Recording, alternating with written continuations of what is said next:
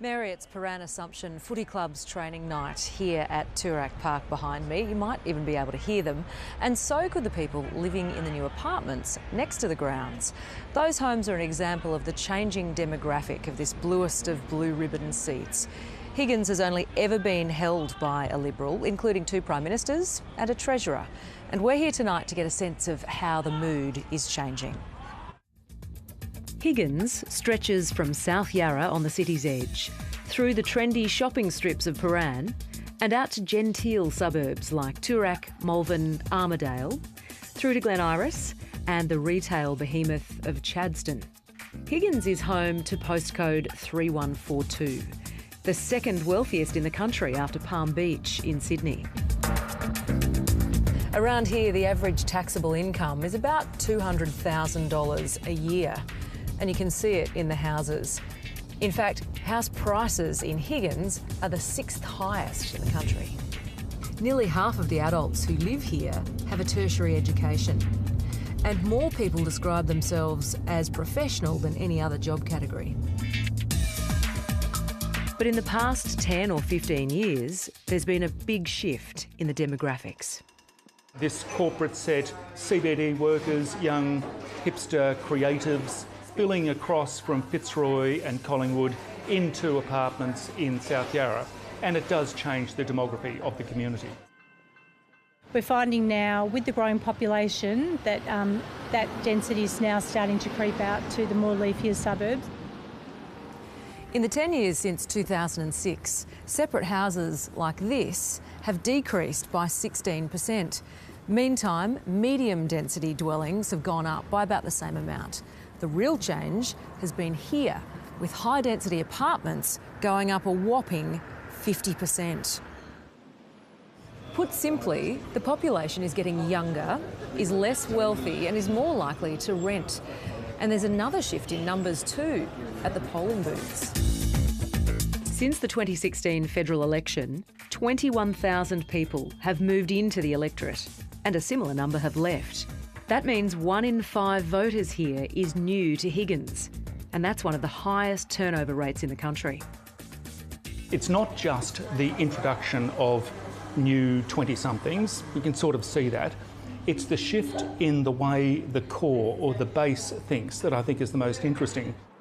This has traditionally been a Conservative seat, but in 2017, in the same-sex marriage plebiscite, Higgins had the 7th highest yes vote in the country at 78%. Higgins voters are also more tuned into environmental issues. Even just our use of paper in distributing council information is something that we have to be cognisant of, because people don't want that anymore. They want to see us be a leader in environmental sustainability and change. There is certainly a shift in people's views and the future that we're going to leave for our children. When outgoing member for Higgins, Kelly O'Dwyer, criticised her party's direction after the hard-right coup against Malcolm Turnbull, she highlighted the Liberals' image problem in socially progressive Victoria. The new Liberal candidate, paediatrician Katie Allen, is up against Labor's high-profile human rights lawyer Fiona McLeod and the Greens' Jason Ball, a former AFL player and anti-homophobia campaigner. So, are the Liberals really under threat in their traditional stronghold? Richard Willingham reports. David Abel and his kids are enjoying family night at the local bowls club in the heart of Higgins. A little bit too much mustard, but the accuracy was beautiful. David has always voted Liberal. Am I going to vote that again? I don't know. He's not the only one wavering. Dennis Hewitt has lived in Higgins for 40 years. Do you think it'll stay Liberal at this election? No. Do you think it'll be a change? Yep. I do. It sounds like you're willing to change teams. Very likely. It's all the infighting. You know, get out and govern. It's a recurring theme. We don't like seeing Prime Ministers coming and going the way they have done. How many have we had in 7 years? 5? Plus? I've never seen anything like it. The coalition has a major policy problem as well.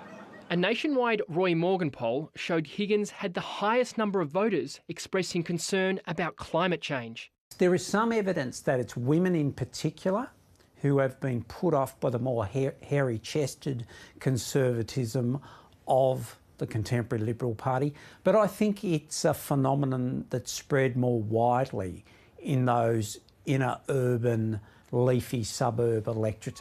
At November's state election, shortly after Malcolm Turnbull was dumped, the Liberals were hammered by voters in those inner eastern suburbs. In the Malvern electorate, within Higgins, the swing was 10%. Maybe some of those voters got that disappointment off their chests, or is it now baked in? Labor has problems too. Higgins is home to plenty of retirees who are concerned about its changes to franking credits. If you've saved your money so that you have a little bit so you don't go on a pension, and you don't like to think the government's going to take that. Oh, wow, okay. But Labor and its candidate, high-profile barrister Fiona McLeod, may not even be the biggest threat to new Liberal candidate Katie Allen.